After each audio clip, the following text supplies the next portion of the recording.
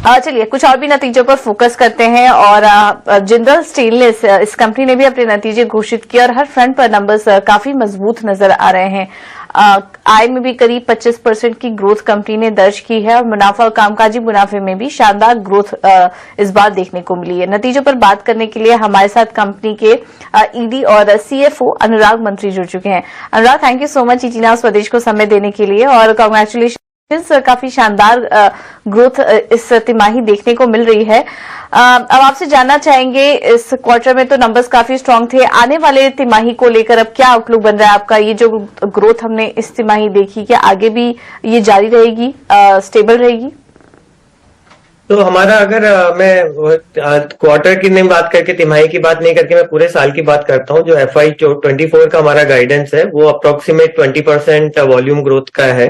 तो 20% volume growth हम guide कर रहे हैं ऑन FY24 ओवर FY23 और which we are now we are confident that we'll be able to achieve because through our product mix and combination of domestic and export markets. ठीक है। अब एक चीज और हम आपसे समझना चाहेंगे, क्या जो सीजनल इफेक्ट होता है, जो इस वक्त मॉनसून या बाकी चीजों की बात की जाती है, उसको लेके थोड़े कंसर्न रहते हैं और आगे को लेकर किस तरह का आउटलुक इस लिहाज से, या जिस तरह के पिछले दिनों कुछ हल्के फुल्के सेटबैक्स लगे, उनको लेके कोई खास कंसर्न नजर आ रहा है? देखिए, मार्केट में अगर मैं इंटरनेशनल मार्केट में देखूं तो देर आर, जैसे यूरोप में काफी प्रेशर है, Europe is not doing very well. जो हमारे गुड एक्सपोर्ट मार्केट है, यूएस में there was a pressure, but तो overall global scenario, macro economic scenario इतना अच्छा नहीं दिख रहा है, इतना स्ट्रांग नहीं दिख रहा है एटलीस्ट दिस क्वार्टर भी। बट हमको, हमारी एक्सपेक्टेशन है कि second half of this financial year I think those market should improve. So वो है लोकल मार्केट में the demand is very strong. जो पीएम गति शक्ति प्रोग्राम है, infrastructure demand is very strong. हम कुछ प्री फेस्टिव डिमांड जो इंडिया में generate होती है आगे, because we have a lineup of festive seasons in India, तो उसके चलते जो white goods segment and some of the high end segment का जो डिमांड होता है वो हम देख रहे हैं, उसमें अच्छा ट्रैक्शन है।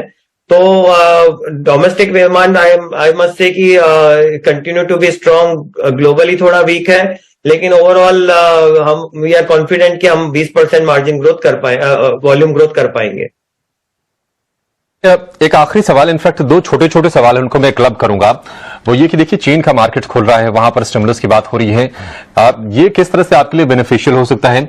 दूसरी चीज, चूंकि हम देख रहे हैं कि प्रोडक्शन कॉस्ट शायद आपकी थोड़ी सी बढ़ सकती है क्योंकि एनर्जी के प्राइसेस थोड़े से ऊपर जा रहे हैं। आप ये बताइए कि जो मार्जिन आपने पिछली तिमाही के दिया है, क्या इसको आप कंटिन्यू कर पाएंगे? तो हमारा मार्जिन गाइडेंस साल का FY24 के लिए है 19 से 21 हजार का रेंज है। पिछले तिमाही हमने 20 हजार का मार्जिन किया है, which is mid point of the our range. तो ये अभी बिकॉज अभी एक ही क्वार्टर खत्म हुआ है, तो अभी पूरे 3 क्वार्टर बाकी हैं, but we are maintaining our guidance of 19 to 21,000। तो हम उसको हम we are confident of achieving that number if not any sudden untoward incidents happen. चीन का आपने बात किया, वो एक मैं जस्ट ऐड करना चाहूंगा कि चीन का मार्केट में क्या है, चीन से हमारा जो इंपोर्ट होता है कंट्री में स्टेनलेस स्टील, सो 30 से 35% इंपोर्ट खाली चीन से आ रहा है आज की डेट में of the countries stainless steel requirement. तो वो थोड़ा सा मार्केट पूरा एमएसएमई जो सेगमेंट है स्टेनलेस स्टील का, so almost 1/3 of stainless steel is done by MSME segment. उनके ऊपर काफी इम्पैक्ट पड़ रहा है, उनकी कैपेसिटी लेस देन 50% यूटिलाइज्ड है। तो इससे एक बहुत लार्ज डिस्टॉर्शन हो रहा है, चीनी जो आयात हो रहा है कंट्री में, उसके नतीजे चलते हैं। और चीन जो बनाता है स्टेनलेस स्टील, वो बनाता है वेरी हाई, जनरली उनके जो प्रोडक्शन प्रोसेस है वो ब्लास्ट फर्नेस बेस्ड है, तो वो बड़ी हाईली पॉल्यूटिंग है। तो उसके कारण जो मटेरियल हम चीन से इंपोर्ट कर रहे हैं, उससे खाली मटेरियल ही इंपोर्ट नहीं कर रहे, बल्कि कार्बन एमिशन भी हम कंट्री में इंपोर्ट कर रहे हैं। तो जो हमारा जो टारगेट है एज अ कंट्री की कार्बन रिडक्शन करना, बिकॉज हमारा पूरा प्रोसेस इज स्क्रैप बेस्ड है और इलेक्ट्रिक आर्क फर्नेस बेस्ड है, जो कंपेरेटिवली मच लेस पॉल्यूटिव है। तो वो मटेरियल हम यूज नहीं करके और चीन का मटेरियल जो वेरी हाईली पॉल्यूटिंग है उसको इंपोर्ट कर रहे हैं, तो उससे कंट्री का जो कार्बन एमिशन सिनारियो वो भी काफी डिस्टॉर्ट हो रहा है। और दूसरा जो एमएसएमई सेगमेंट है उन्होंने ऑलरेडी एक प्ली दी है, बिकॉज डीजीटीआर ने एक इन्वेस्टिगेशन भी किया है, उसमें क्लियरली ये पाया कि 19 से 20% की उनको सब्सिडाइज्ड इंपोर्ट मिल रहा है। तो वो आई थिंक बहुत जरूरी है ओवरऑल स्टेनलेस स्टील इकोसिस्टम को प्रोटेक्ट करने के लिए इस तरह की सीवीडी को लाना।